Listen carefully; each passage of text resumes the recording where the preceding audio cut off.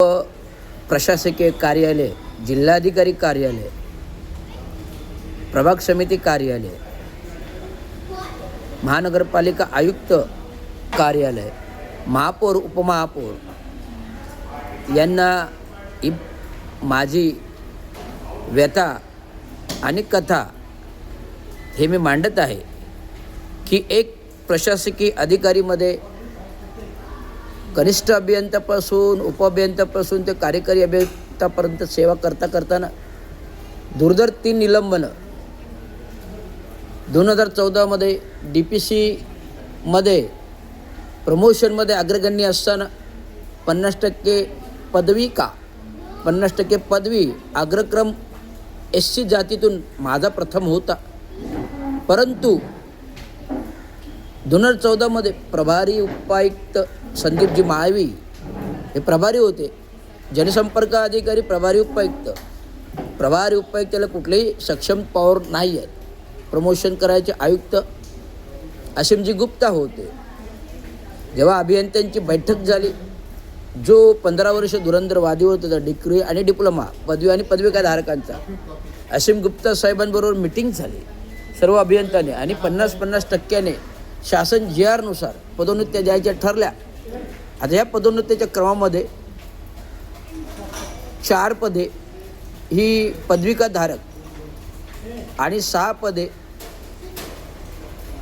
ही पदवीधारक, पदविका आणि पदवी अशी पदं जर आली आणि ह्या पदांमध्ये जर पाहणी केली असता 4 पदे खुली, 1 वर्ग VGNT आणि 1 SCचं पद असताना केवळ रवींद्र शिंदे हा बाहेरगावी होता, तेवढा चान्स मिळाला पदाचं DPCमधून हटवण्याचं, ते संदीप माळवीने केलं. आता संदीप माळवीचा हा शेवटचा महिना आहे सेवानिवृत्तीचा. माझा आक्षेप आहे, जोपर्यंत रवींद्र शिंदेच्या पदाचं नाही आयोगाकडून येत नाही आणि आयोगाने 2015मध्ये निर्देश दिले, आयोगाने 2015मध्ये खास पत्राद्वारे निर्णय दिला की रवींद्र शिंदेंना 1 महिन्यात तात्काळ प्रमोशन देण्यात यावं, परंतु ते पेपर दाबले आयोगाचे. आणि गेल्या 2015पासून जर मला प्रमोशन मिळालं असतं तर आज ठाणे शहराचा एक सफाई कामगार मुलगा नगराध्यक्ष झाला, असा अभिमान वाटला असतो सगळ्या ठाणे शहराला, आणि ते पण डिग्रीवाला, आणि ते पण VGTIचा. मी MTech सगळ्या गोष्टी मी करून सामाजिक धोरणामध्ये काम करतो, बाबांच्या संघटना चालवतो, समाजाची संघटना चालवतो, बौद्ध धम्मचक्र प्रवर्तन समितीचे मुख्य ट्रस्टी आहे, युनियन क्षेत्राचा अध्यक्ष, बाबांचं कार्य करतो, धुरंधर करतो. जे बाबांनी केले ते मीच करतोय. कोणाची तमा बाळगत नाही. कोण मुख्यमंत्री मी ओळखत नाही, कोण उपमुख्यमंत्री मी ओळखत नाही. मी फक्त संविधान ओळखतो आणि कायदा ओळखतो आणि महाराष्ट्र शासन ओळखतो. मुख्यमंत्री उपमुख्यमंत्री कधी असतील जेव्हा ते संविधानानुसार काम करतील. पण आज सगळे खोटे लोक आहेत, पदावर बसलेली मुख्यमंत्री आहेत, उपमुख्यमंत्री आहेत, खोटे आहेत. कारण ते निवडणुकाच खोटं लढून आले. निवडणूक निर्णयाचा तक्ता दाखवतो ना, 1000 मताचा फरक, 2000 मताचा फरक, 3000 मताचा फरक, 4000 5000 मताचा फरक, असा फरक निवडणुकीमध्ये कधी असतो का? तो मॅनेज EVM मशीनचा इफेक्ट होता. म्हणून हे खोटे लोक बसलेले आहेत आणि आपण ते सहन करतोय, डोक्यावर सहन करतोय. आज वडिलांच्या वर्धापन दिनीच्या युनियनच्या विशेषाने मला हे जे काय साठलं आहे, छातीमध्ये भरलं आहे कपसारखं, ते मी बाहेर काढतोय आणि आपल्यापर्यंत व्यथा मांडतोय. परंतु संदीप माळवी जोपर्यंत आयोगाचा निर्णय होत नाही तोपर्यंत त्याला कुठलंही फंड ना कुठल्याही ग्रॅज्युटी आणि कुठल्याही सेवा नियमवाली देण्यात येऊ नयेत अशी माझी तक्रार आहे. आणि पेन्शनही चालू करू नये, कारण जे अतिरिक्त 1 घेतले ते दलालीने घेतलेलं आहे. आम्ही लोकनाथ भजन केलं घाणेकरमध्ये, आम्हाला अतिरिक्त आयुक्त 1 दिला, आणि जो अतिरिक्त आयुक्त 1च्या पदाचा लायक उमेदवार आहे रोडे साहेब चांगले माणूस आहे, चांगलं काम करतो, तक्रारदारांचं म्हणणं तरी ऐकून घेतो. भले तक्रारीचं कारवाई नसेल, नाही होऊ द्या, समाधान वाटतं ना. कोणतरी व्यक्ती अधिकाऱ्यांना समाधान कधी नागरिकांना मिळतो जेव्हा अधिकारी भेट देतो आणि म्हणणं ऐकून घेतो, त्यात समाधान वाटतं तक्रारदाराला. तक्रार नाही झाली तरी हरकत नाही, पण तक्रारच कारवाईच नाही. असे कुठलेही प्रशासकीय अधिकारी आलेत महानगरपालिकेतले, 12 सहाय्यक आहेत, एकही कारवाई नाही. फक्त एकनाथ शिंदे जे सांगतील, मुख्य उपमुख्यमंत्री, नगरविकास पालकमंत्री, तेव्हाच कारवाई होते. कारण प्रत्येक पेपर हा त्यांच्या टेबलवर जातो. का जातो?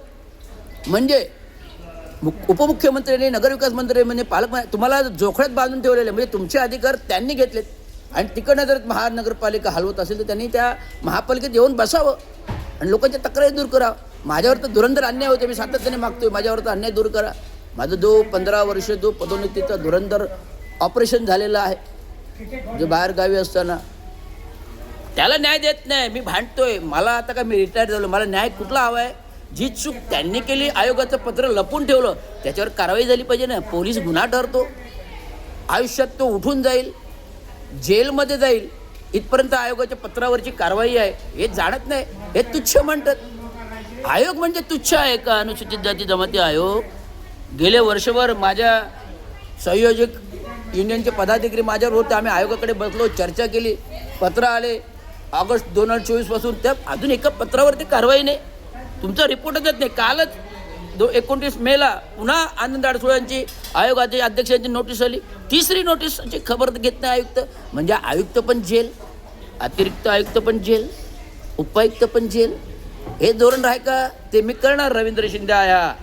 जोपर्यंत संविधानिक न्याय मिळत नाही, जोपर्यंत आमचा आरक्षणाचा पीडित माणूस जो आता आरक्षण उपवर्गीकरण करतोय, मी लढ्यामध्ये काय गेलो नाही, कारण आरक्षण उपवर्गीकरण भांडायचं, तो आरक्षण पीडित आहे, तो आंदोलन काय करणार? आरक्षणासाठी आंदोलन काय करणार? कारण हा समाज पाहत नाही की आपल्या अधिकाऱ्यांवर अन्याय होतो. अन्याय करणारे हे आपल्याच जातीचे जमातीचे लोक बाबासाहेबांचं नाव घेतात, पदावर बसतात आणि आपल्याच लोकांना अन्याय करून मागे घटतात आणि भ्रष्टाचारी लोकांना वरती नेतात. तो अर्जुन आहे रे.